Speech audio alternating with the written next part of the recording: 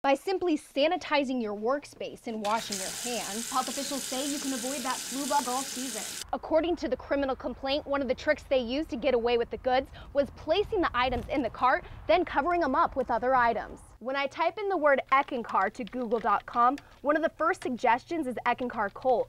And when I type in Harold Klemp, Eckankar's charismatic leader, Google also suggests the same thing. Police say a plastic bag links Jeffrey Brooks to the murder. It was found in a dumpster. KSAX received an anonymous letter this morning. Inside, the criminal complaint for Michael Moen. A recent string of car break-ins in Fergus Falls has law enforcement looking for answers and looking for suspects. Early this morning, straight-line winds blew through the city of Wadena, destroying the newly constructed fairgrounds once again. Several construction projects are at a standstill in Wilmer after the 4 inches of rain last week. Samantha Miles went to Wilmer today to see what kind of trouble the water has caused.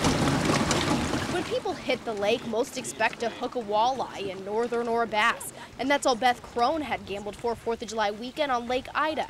That is until I got snagged. And I said, oh, Mark, I said, go back, I want to get unsnagged. A snag that would send her morning from normal to nightmare in no time. It kept coming up, and I went, oh my gosh. I said, I hope it's not a dead body. Dead body it was not. Body part? Well, kind of. We got it up and it was a prosthetic leg. What would anybody think if they pull up and see part of a leg when they pulling it up? They probably wondered where the rest of the body was. This is Pam Riley, and this is her water leg. And after Beth catches it that morning, she ends up calling Advance O&P in Alexandria in hopes of finding its rightful left leg owner. Turns out she reeled it in right in the nick of time. We told her we found this prosthetic leg, and she started laughing, just wait, I'm going to put you on hold. So she put me on hold, and she says, you're never going to believe this. She said, the woman that lost it is right here in the office, and she wants to talk to you. The assistant came in and said she had a lady on a phone and that had just found a leg on Lake Ida. And she said, didn't you lose a leg in Lake Ida? I said, yeah, about 3 years ago. She said, well, she just caught it this morning. Pam and Beth met up later that day in the Walmart parking lot in Alexandria to exchange stories and body parts. We laughed about it a lot and we made jokes about it over the years, but we never really thought anybody would actually snag it. And after all is said and done, Beth's catch may not be one for the wall, but it's definitely a keeper. I said, well, I hope you win the prize for the biggest catch of the season. How can you top that? It's like going deer hunting and catching the biggest buck, or shooting the biggest buck of all. You can't top that, I don't think. No. It's funny. In Alexandria. It's going to be nice to have a spare. Laurie Stribling, KSAX Eyewitness News. Seeing the air conditioner unit start to fall, that's going to be imprinted in my mind. I mean, just you could see it start to buckle, and then that was it. Lights out, full of insulation, coughing that stuff up. Startled, shaken, and thankful to be alive. Just a few phrases David Ginden uses to describe what he calls a close call. Right over there underneath the counter. Actually, I was standing at the counter. Just heard some loud banging. Thought somebody was up in our attic working on it. Just to see the roof just start coming right at us. The ceiling comes crashing down at the Wagner hardware store in Glenwood because of the weight of snow piled up on the roof. And now all that's left is a big mess. Thank God those counters are there, because it would have. Yeah, looking underneath there today is a wild, it's tight in there. Nobody was injured during the collapse, but Wagner employees aren't the only ones who dodged a bullet. Right next door, the Napa store experienced a snowy situation earlier that day. When we walked in the store yesterday morning, our roof here was sagging considerably. And we went up and explored it and found that we had about 8 rafters that were cracked. But owner Jim Gradius didn't take any chances. He had the roof repaired immediately, and it may have saved his store. We lucked out. We didn't tear our roof open. Just hours after the Napa store got their roof fixed, the roof came crashing down at the Wagner hardware store just a few feet away. It was like a bunch of firecrackers all of a sudden, snap, snap, snap, snap, and then a big crash. And Glenwood Fire Chief Dave Orlowski says this may just be one of many roof collapses this season. It's February now. We look ahead and the snow tends to get heavier as we get closer to spring. So a big thing would be just to be out and prevent it. And regardless of how frightening the collapse was for employees, Ginden can't wait to get back to work. Well, I'm wondering where the broom is. Let's get going. Let's start cleaning this place up and let's get her back open. She's like a black widow. She truly is. She just draws you in. Shocked, violated, and now seeking justice, Kelly Harris is out to make sure one woman serves hard time behind bars. Star Liquor, thank you very much. Pizza Ranch. Gappas again, must needed fuel.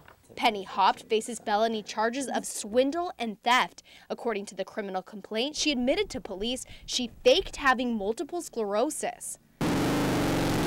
And she held a motorcycling for mobility ride back in 2009 to support the MS Society, then allegedly used over $1,500 on things like booze, gambling, and groceries. When I was given the position, I was not given a checkbook, statements, nothing. And I immediately started getting a sick feeling in my stomach. After the 2009 ride in Douglas County, Hopt asked Harris to serve on the committee as treasurer for a second ride that was held in August of 2010. Harris was honored, that is, until she took a look at the bank account. There should have been a little over $1,100, $1,147 and change. And when I got the bank statement, there was $7.47.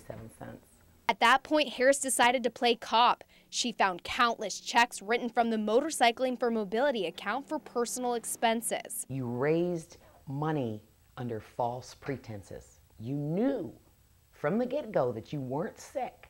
Harris turned over the evidence to Douglas County officials, and even though charges were brought against Hopt, the community is still trying to recover.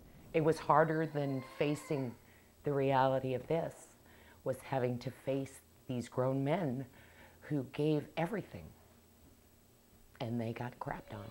The richest You've heard of Wall Street, Rodeo Drive, Broadway, but in Bemidji, one street is getting all the attention. The city of Bemidji has Stoner Avenue. Yes, you heard it right, and there are about 13 street signs on Stoner Avenue, well, on a good day. Ever since anybody can remember, we've had, of course, as you can imagine, the last decade probably, a hard time keeping the signs up. They seem to disappear. Or better yet, go up in smoke.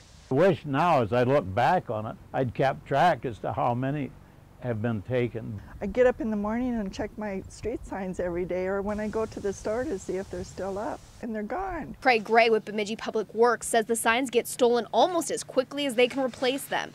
And at $100 a pop, amounting to $2,000 a year, he says that cost is getting high. About 15 signs get stolen each year. And where does Gray think these signs are hanging up? We assume that many of these end up in university students' dorm rooms. Maybe we should all go up to the college and go through the rooms. Stoned, you know, the college gang, I'm sure, has been the ones that have been responsible. And Bemidji State junior Laura Lee isn't exactly denying the allegations. I wouldn't put it past college students, and yeah, it would make a pretty neat dorm decoration. But this decoration won't be around for long. The Bemidji City Council has voted to change the name of the street, and maybe Stoner Avenue resident Jackie Jabrocki can finally get her munchies without hassle. I had to walk all the way down First Street with my telephone, trying to find the pizza guy, and he was trying to find me. He couldn't find our street because we didn't have any street signs. Everybody must get